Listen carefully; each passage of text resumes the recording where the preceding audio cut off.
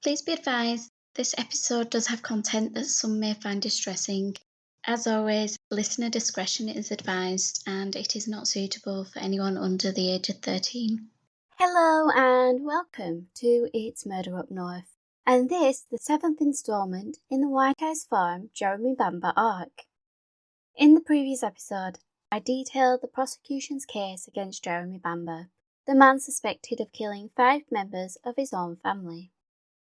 Yet the testimony of 2 individuals would be the key aspect of the trial, as former lovers Jeremy Bamber and Julie Mugford would take to the stand, with differing accounts, prompting the judge and the opposing counsels to instruct the jury that they must determine whose version seemed the most truthful. Join me as I continue the case against Jeremy, as Julie Mugford takes to the stand.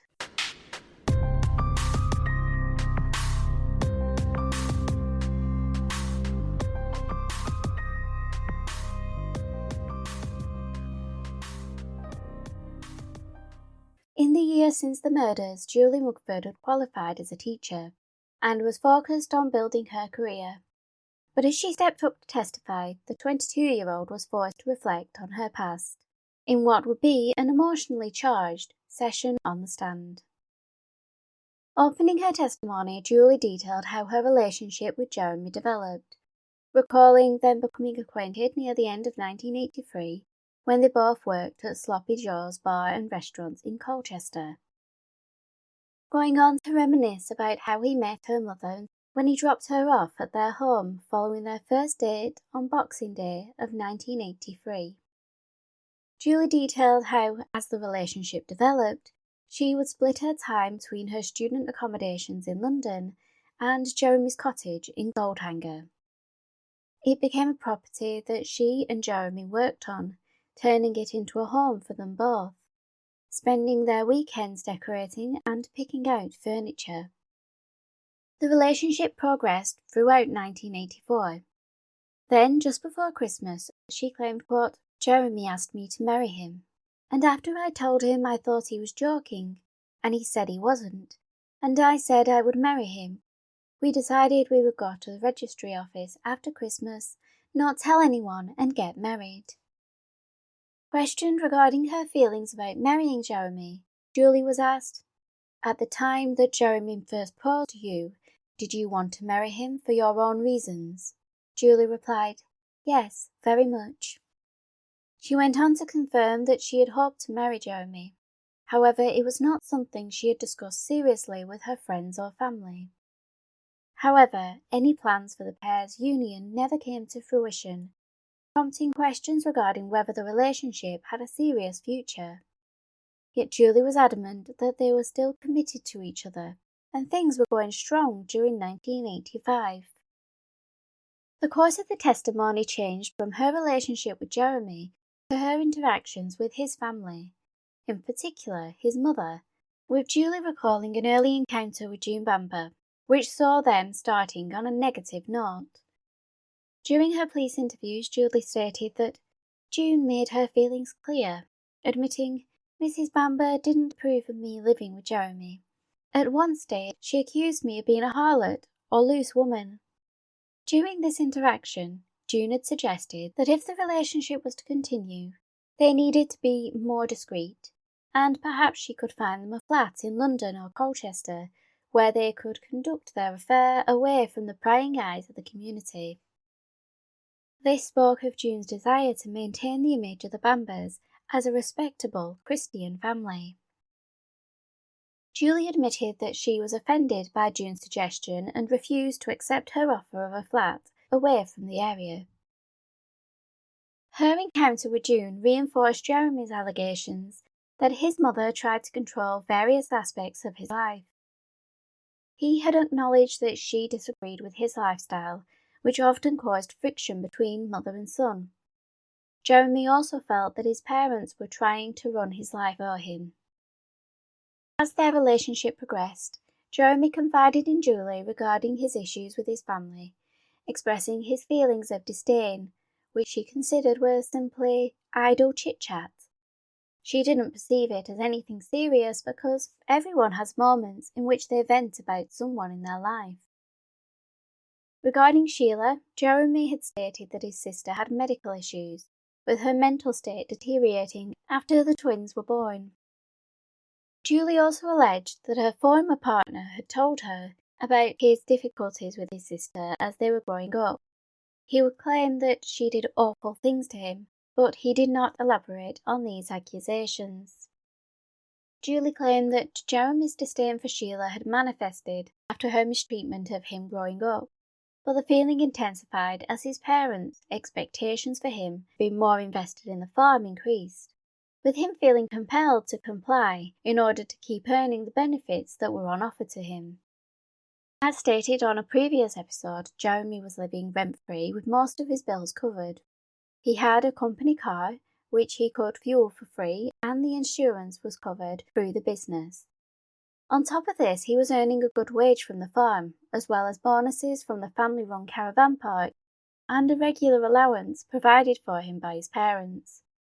According to Julie, Jeremy feared he would lose all of this if he went against his parents' wishes. Her allegations do support the notion that Jeremy may have been aware of the caveat in Neville's will that stipulated his son must play an active role in the farm in order to claim his inheritance. Julie alleged that Jeremy resented the fact that he had to earn his inheritance, while Sheila appeared to be handed everything she wanted, such as a flat in London, her bills covered, and her parents had helped fund her various career ventures. However, Jeremy perceived there seemed to be no expectation placed upon Sheila to pay it back or earn it. By July of 1984, Jeremy's grievances against his family seemed to grow. Julie stated that he would regularly complain about Sheila and the preferential treatment she was receiving, while also voicing his wish to be free of his parents' control. It was around this time that Jeremy first started talking about their deaths. Julie claimed he had stated how his father was getting older, and this was preventing 60-year-old Neville from performing the farming tasks he used to. He referred to June as being mad, in reference to the fact that she'd been treated for depression, and continued to struggle with it, which had developed into her reliance on religion. For these reasons, Jeremy apparently believed that death would be putting her out of her misery. He expressed a similar sentiment with regards to Sheila, whose mental health was in decline. She was struggling to hold down a job or maintain relationships, and ultimately had no future and nothing to live for, as her sons Nicholas and Daniel were in the care of their father. As for his 6-year-old nephews, he allegedly believed that due to their upbringing, the boys would be mentally disturbed and unbalanced. He had also called them a millstone around their father's neck, as Colin was effectively a single parent due to Sheila's illness, and he had to juggle looking after them and trying to maintain a steady job. Julie alleged that Jeremy believed that killing the twins would release them from growing up to be troubled adults, and free Colin of them as a burden. Reflecting on these conversations, Julie conceded that she found some of them to be disturbing, but only saw them as Jeremy venting his frustrations, with her adding that she couldn't imagine that he was actually capable of hurting his family. But the concerning conversations continued, with Julie alleging that around about October of 1984, Jeremy began discussing ways in which his family might die, with him disclosing that he would have to kill Sheila and the twins to ensure he inherited everything. His initial proposition was to drug his family, then set fire to the house.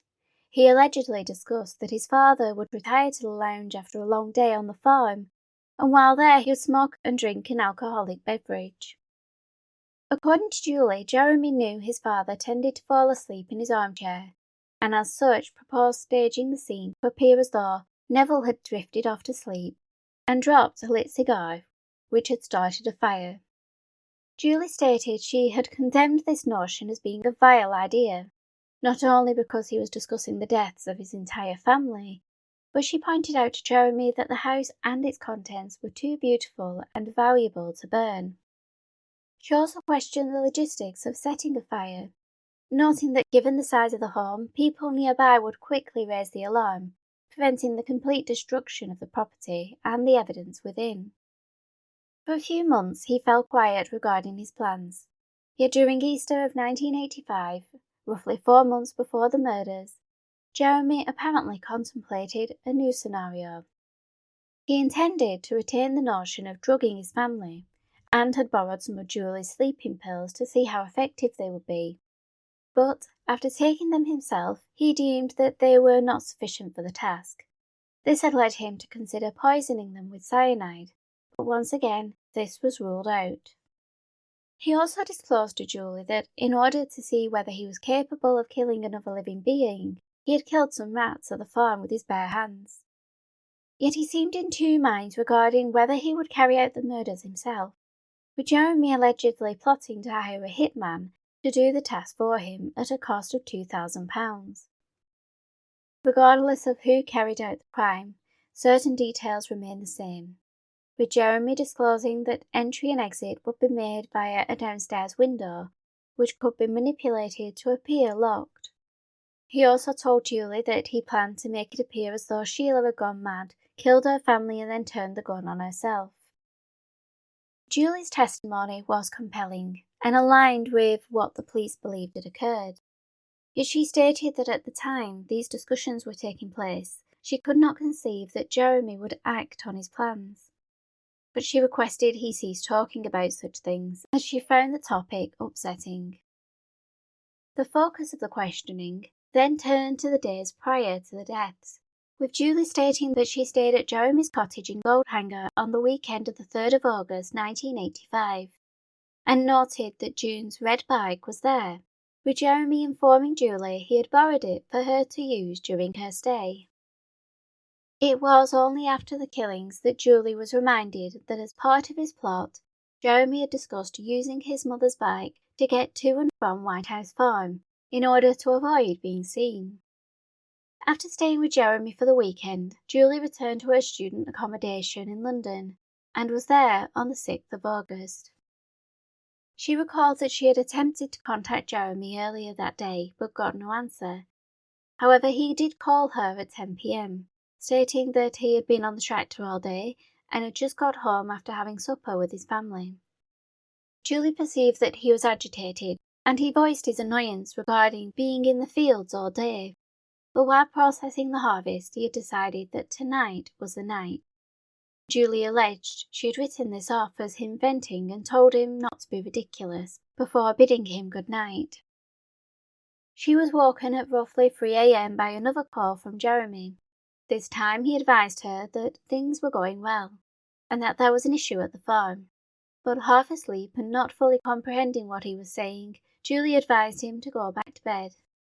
She only began to grasp the seriousness of the situation when Jeremy called her again at around 20 to 5 that morning, informing her that Sheila had gone mad and that Julie shouldn't go to work because the police were on their way to collect her. A police car transported her from London to Goldhanger, where Julie learned that Jeremy's parents, sister and nephews were all deceased.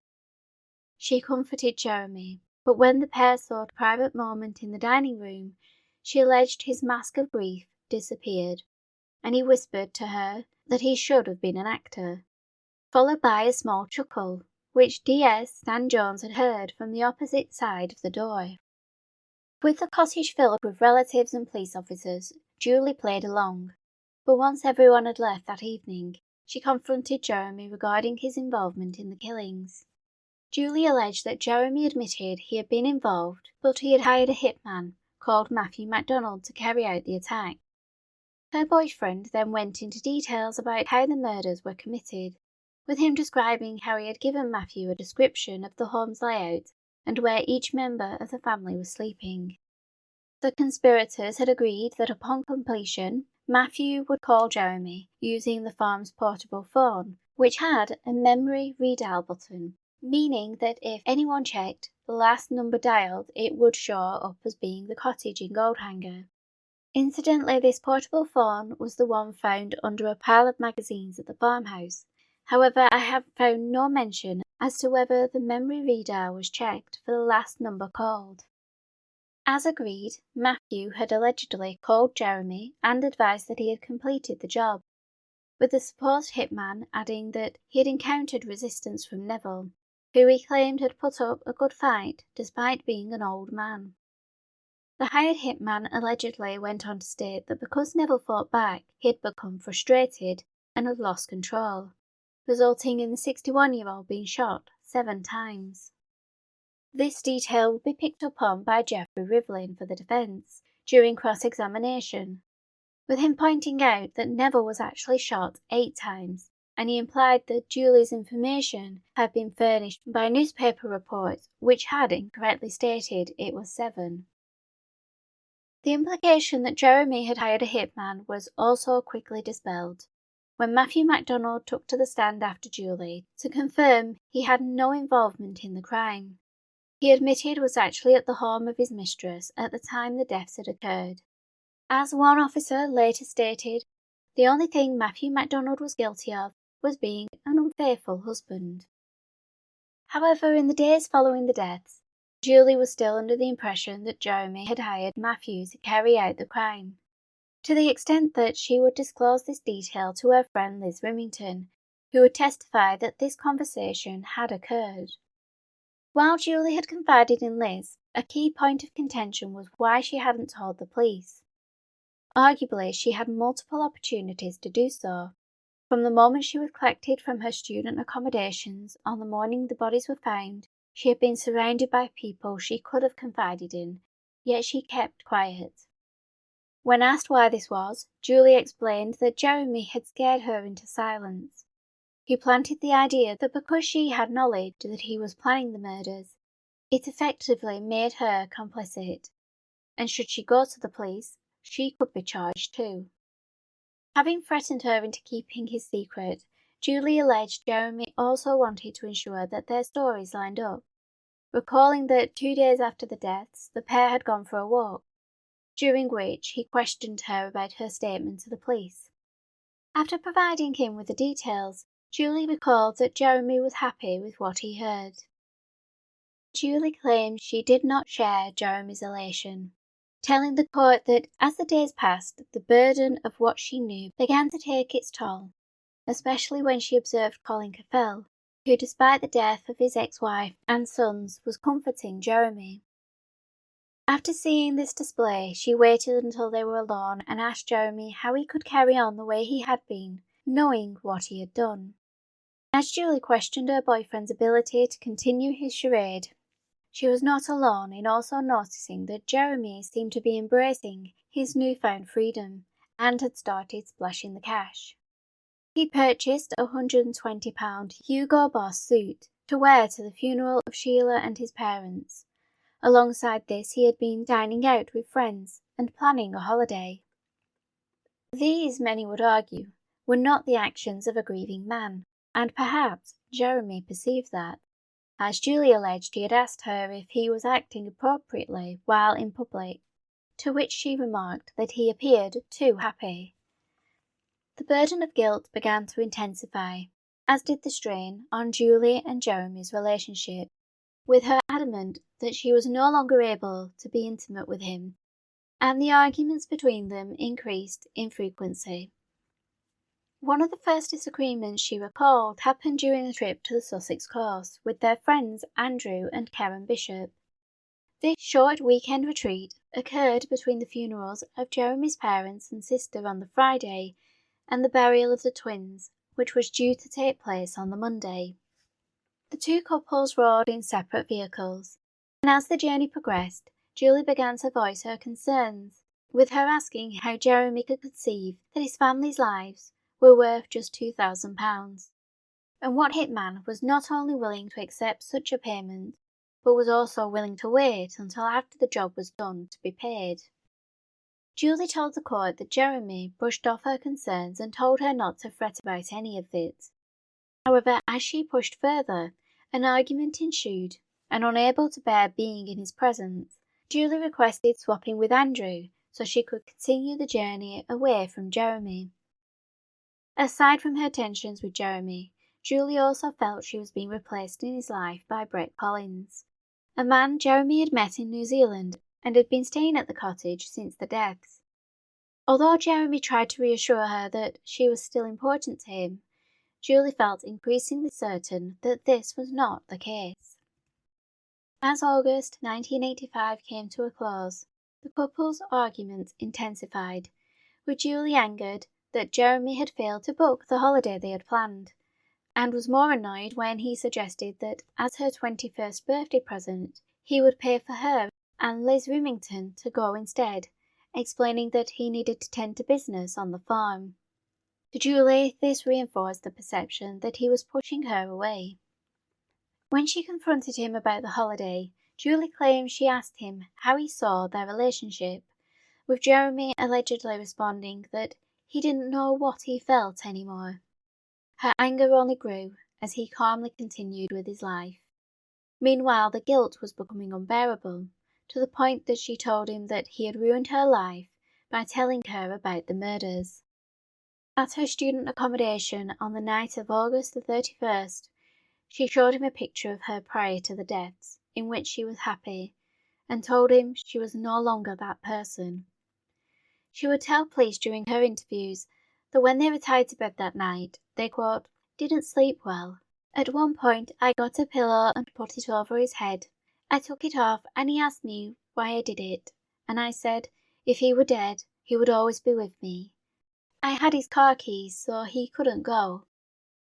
Julie would become tearful in court as she disclosed the moment she truly realised that it was over, detailing that on the 4th of September 1985, the pair went to a cafe near Sheila's flat, where Jeremy spoke of what he wanted to do with his life, now he was free from his parents' control.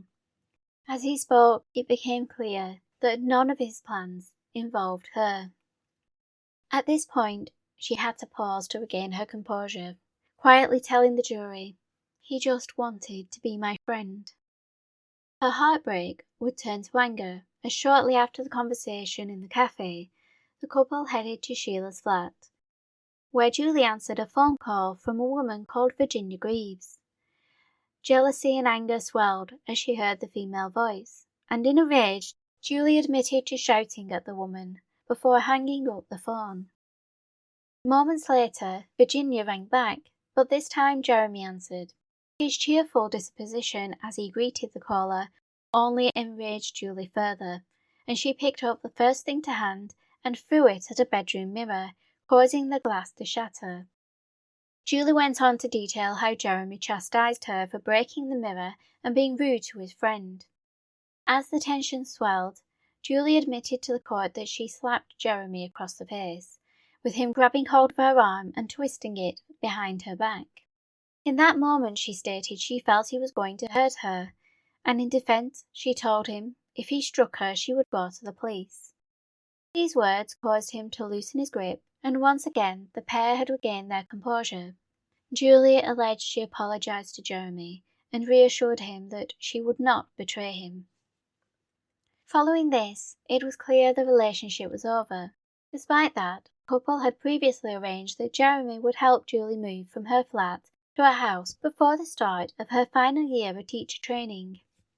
Jeremy stayed true to his word, and accompanied by Brett Collins and Liz Remington, Julie's move was completed, after which the quartet headed to Stringfellow's nightclub in London, but any romantic interactions between Julie and Jeremy were absent.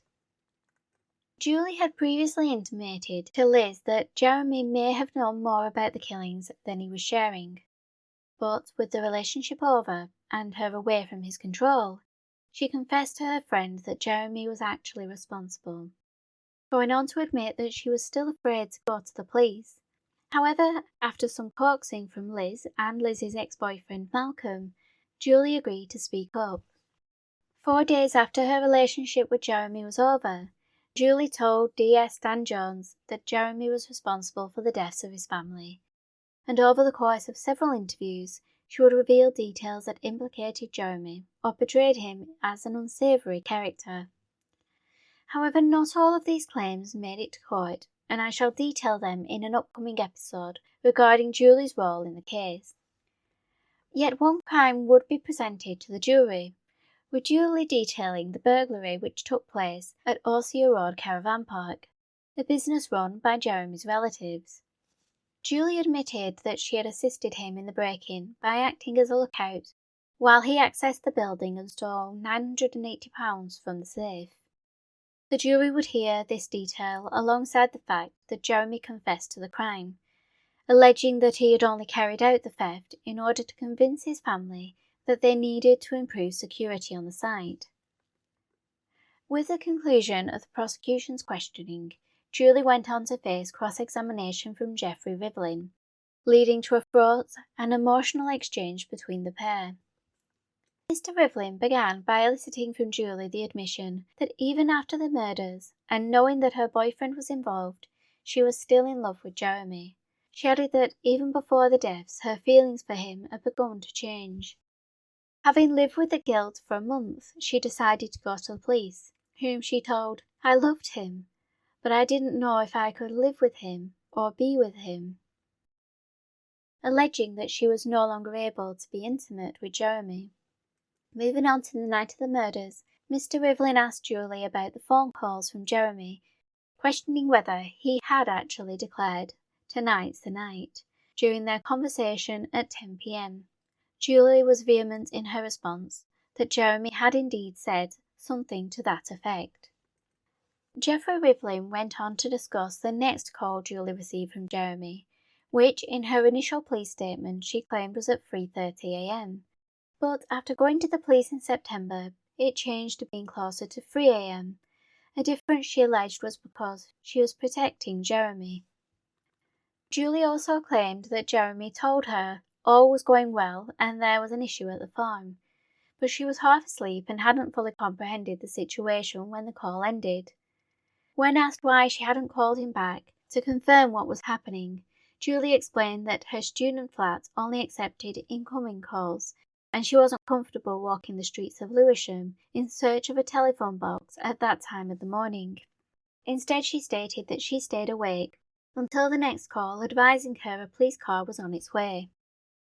Geoffrey Rivlin made the first of many challenges regarding the truthfulness of Julie's statements, particularly given the change in times, with the witness retorting that she wasn't a liar, she was just scared. The questioning then turned to focus on the incident which signalled the end of Jeremy and Julie's relationship, with it being suggested that Julie had been jealous when she had heard the voice of Virginia Greaves, and that this was why she broke the mirror at Sheila's flat. Julie denied being jealous, stating she was hurt, as by then she had realised her relationship was over. Mr. Rivlin proceeded by probing into her motivations for going to the police when she did, given that it was just 4 days after she and Jeremy had separated, and perhaps him casting her aside was the actual reason for her confessing. Julie denied this implication, but the questioning intensified, with Mr. Rivlin inquiring why the then 22-year-old hadn't gone to the police sooner. She replied earnestly that initially it was because she loved Jeremy and wanted to protect him. She was also struggling to conceive that he had actually been responsible for the deaths. But as time wore on, the guilt became too much of a burden, and although she didn't want to believe that Jeremy was capable of killing his family, Julie admitted that deep down she knew it was true and needed to confess. Once again, Geoffrey Rivlin would imply that Julie was lying by proposing that she had concocted the story simply because she was hurt that her relationship with Jeremy had disintegrated, and he may have already started to move on, perhaps with Virginia. Julie retaliated with the claim that almost a week prior to her breakup with Jeremy, she already knew things were ending, and had told her friend Susan Battersby the truth about what happened at the farm. Furthermore, she had confided in her friend Liz Remington, in the days immediately following the deaths, that Jeremy was the devil incarnate. Again she was asked why she hadn't come forward sooner, especially if she had already spoken to her friends about it, but Julie replied she was unsure what to do, or if she would be believed, particularly because the police were convinced that Sheila had been the culprit. Addressing why she carried on the charade with Jeremy, Julie again claimed she was uncertain how to proceed. She was scared and felt the only thing to do was to act like nothing was wrong, even though inside she was conflicted. The exchange became heated when Mr. Rivlin pushed her further regarding her motives for going to the police, with him reiterating she had acted as a woman scorned. But the 22-year-old replied that that wasn't the case, and she had only gone to the police because she couldn't bear to live with the guilt of what she knew. The implication that Julie had lied during her statements to the police were brought up again by Rivlin, who insisted that she had garnished her testimony with information freely available in the newspapers. For instance, she had claimed that the hitman had stated Neville was shot 7 times. This, the defence counsel stated, was misreported by the press, as Neville suffered 8 gunshot wounds. Julie continued to stand her ground, once again denying she had lied. The witness proceeded to explain that while Jeremy had purchased and read numerous newspapers, she had not done so. During her police interviews, Julie would detail what happened when she went to identify the deceased family members, stating, "Whilst I was there, I felt I should touch the bodies, to see if they could give me guidance on what I should do. But I could not summon up the courage to do it. I left, and once outside made up my mind to go back and seek guidance from the bodies. However, I thought that if I requested to see the bodies again, someone may have started asking questions which I could not answer." Regarding the guidance she sought from the bodies, Julie would claim in court that she was conflicted and didn't know what to believe, and she hoped she could seek answers from June and Sheila. This brought silence to the courtroom, as people pondered how she hoped the deceased mother and daughter would be able to help her. It was a question Geoffrey Rivlin put to the 22-year-old, who expressed that she believed in the spiritual world and that June and Sheila may be able to communicate the truth to her, adding, "I had no other option. They would know what happened. Nobody else would." Rivlin would cycle back to this point later in his cross-examination, with Julie clarifying that, aside from her spiritual belief, she had volunteered because nobody else wished to identify the bodies.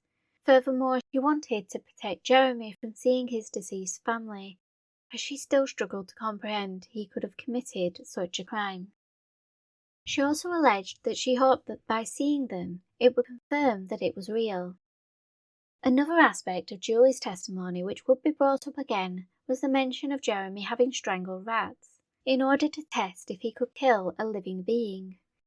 Under cross-examination, Julie added the detail that her ex-boyfriend had revealed the animals were docile, likely because they had eaten one of his marijuana plants.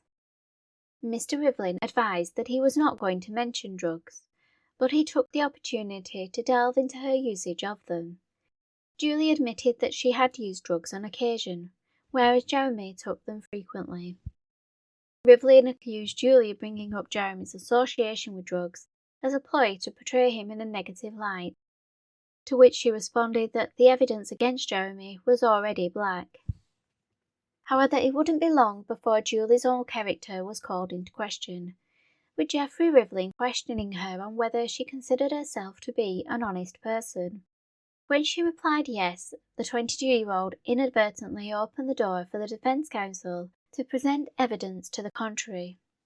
The jury would hear that Julie had admitted to the police that in 1984, while on a shopping trip in London with her friend Susan Battersby, they reported a cheque-book as stolen, then proceeded to make purchases to the value of £800 with the alleged missing book. She confessed to the officers that they had bought a number of items, including a coffee percolator for Jeremy, and claimed that it had been him, referring to her as being a goody two-shoes, that had motivated her to prove him wrong.